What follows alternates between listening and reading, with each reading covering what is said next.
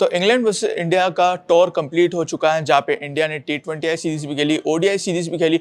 टी20आई series का तो हम सबको पता था कि इंडिया बुरी तरह वहाँ पे हार के आई थी, बट यहाँ पे लग रहा था कि ओडीआई सीरीज में थोड़ा टीम अच्छा परफॉर्म करेगी। एक्सपीरियंस विराट कोहली और रोहित शर्मा के अंडर टीम एक अच्छा परफॉर्मेंस लेके आएगी, कमबैक करेगी, बट नहीं, यहाँ पे भी इंडियन टीम फेल हुई है।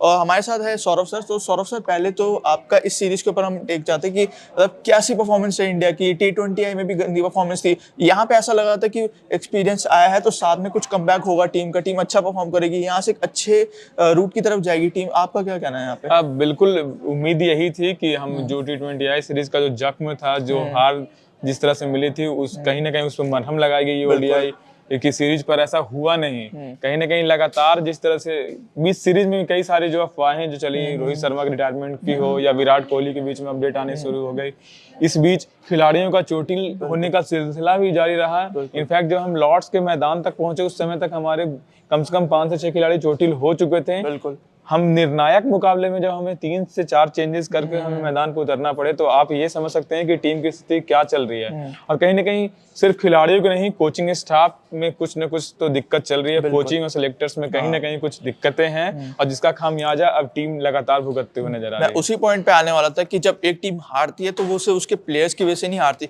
उसमें एक बहुत बड़ा रोल होता है उनके कोचिंग स्टाफ का। और यहाँ पे इन हारों के बाद जितना भी इंडिया आयरलैंड से टी20आई सीरीज में हारी, इंग्लैंड से हार के आई, अब ओडीआई सीरीज में भी एक हार मिली है, टेस्ट में भी इंडिया का कुछ खास ऐसा परफॉर्मेंस नहीं था। तो इससे सीधा सीधा जो फैंस है निशाना साध रहे हैं हेड कोच गौतम गंभीर की तरफ की, उनकी स्ट्रैटेजीज में ऐसी क्या कमी रह गई है, या उनके ऐसा क्या एक्सपीरियंस में कमी रह गई जो टीम उनके अंडर इतना बुरा परफॉर्म कर रही है। तो सौरभ से थोड़ा उसके ऊपर बताइए। निशाना साधना लाजमी भी है, क्योंकि अगर आप देखिए, हम टी20 वर्ल्ड कप हमने सूर्य कुमार यादव कप्तानी में जीता, और ठीक उसके बाद गंभीर और चीफ सिलेक्टर अजीत अगरकर की जो भी सिलेक्शन कमेटी है, उन्होंने सीधा सूर्य कुमार यादव को बाहर कर दिया।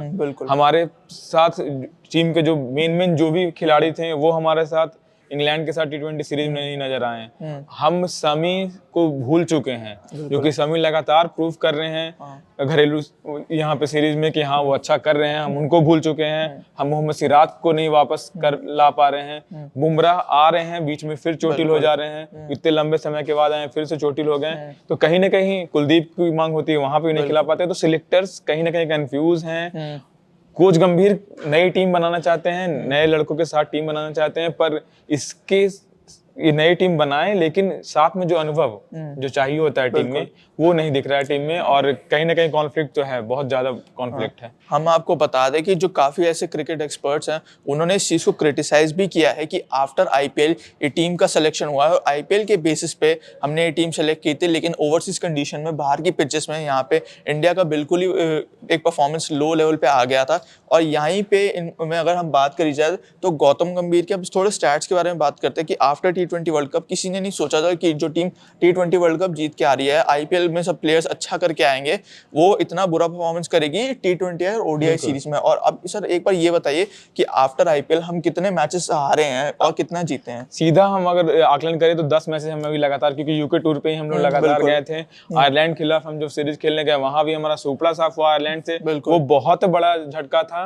उम्मीद थी कि वहां से टीम इंडिया संभलेगी, पर ऐसा नहीं हुआ। फिर इंग्लैंड जब हम गए, वहां भी हमारा जब टी20 सीरीज में एक मुकाबला बारिश के कारण वो तो बच गए, हो सकता था वो भी हम ना हार जाते। 4-0 से हम वहां हमें डिफीट मिली।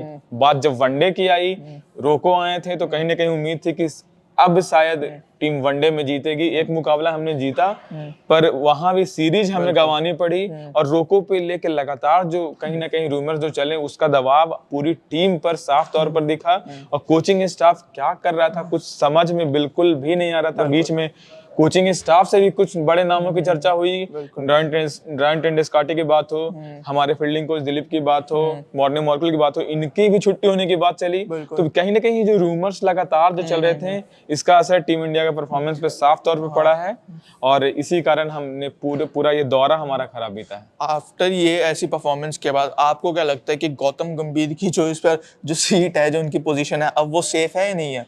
मुझे नहीं लगता कि अभी सेफ है, और बीसीसीआई को इस पे कुछ ना कुछ एक्शन लेना भी चाहिए। पूरा दौरे को सही तरह से देखे, टेस्ट करे कि आखिर हुआ क्या, कहाँ पे गलती हुई है, उसका आकलन करे। और अगर टीम इंडिया को नए हेड कोच की जरूरत पड़ती है और लगता है बीसीसीआई को कि नए हेड कोच को अब लाने का टाइम आ गया है, तो बुला देना चाहिए। जी, तो ये इस बात ज़रूरी भी है क्योंकि इंडियन टीम ने इतने बैक टू बैक मैचेस आ रहे हैं, ये कोई छोटी बात नहीं है क्योंकि T20 वर्ल्ड कप चैंपियंस हैं। ओडीआई में इतना अच्छा परफॉर्म करने वाली ये टीम इतना बुरी तरह से हार के आ रही है, तो वो कोई छोटी बात नहीं है। ये तो हमारा ओपिनियन था। आप अपना ओपिनियन कमेंट बॉक्स में बताइए कि गौतम गंभीर की आपकी जो उनका हेड कोच की स्ट्रैटेजीज हैं उसका आपके ऊपर क्या ओपिनियन है, कमेंट सेक्शन में ज़रूर बताइए।